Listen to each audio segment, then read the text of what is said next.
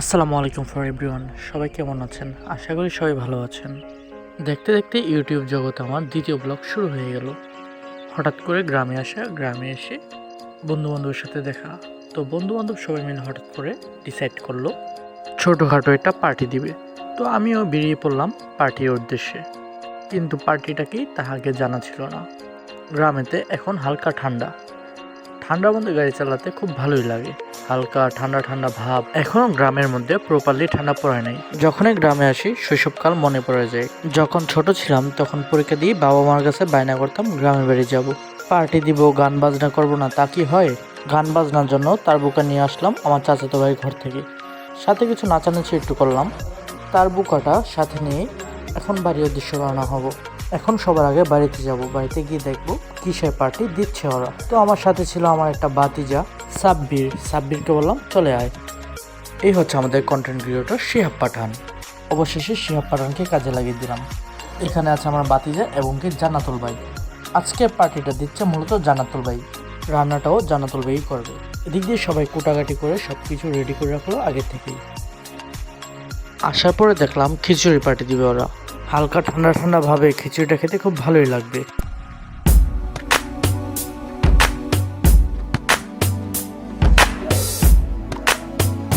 খাবারের স্মেল পেয়ে আমিও রান্নাঘরে চলে এলাম। এসে একটু দুষ্টামি শুরু করলাম ওদের সাথে। আগে থেকেই সবকিছু রেডি করা ছিল, যার কারণে আমার তেমন একটা কাজ করতে হয়নি। এদিক দিয়ে শিহাব পাঠানকে আবারও কাজে লাগিয়ে দিলাম। বললাম শসা, লেবু, মরিচ এগুলো তুমি আগে থেকে রেডি করে রাখো কেটে। শিহাব পাঠান আর কি করার, সেও কাজে লেগে পড়লো, আমরাও দেখতে লাগলাম। শসাগুলো ছিল জান্নাতুল ভাইয়ের জমির।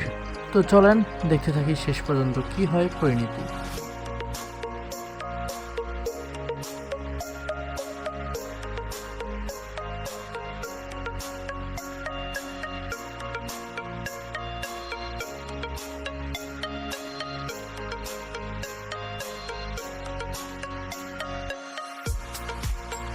কেন এত নিশ্চুপ হয়েছে, বদলে গেছে তোমার শহর। চেনা পথ আজ অজানা হয়ে স্মৃতির পাতায় নির্ভর।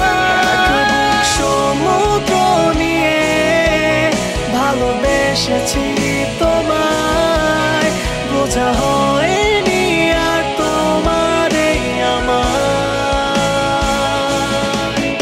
ওই আকাশের বিশালতা হয়ে চেয়েছি তোমায়, না পাওয়া হয়ে রয়ে গেলে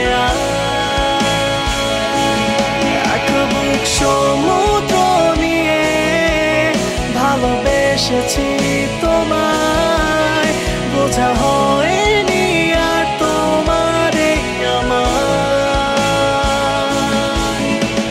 অবশেষে খাবার রেডি।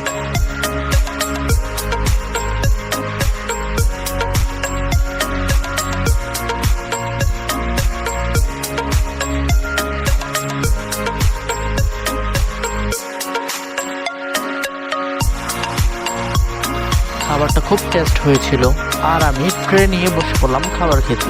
খিচুড়ি খুব গরম ছিল, ট্রের মধ্যে ঠান্ডা করে করে তাড়াতাড়ি খাওয়ার জন্য ট্রেতেই ব্যস্ত মনে হলো আমার কাছে।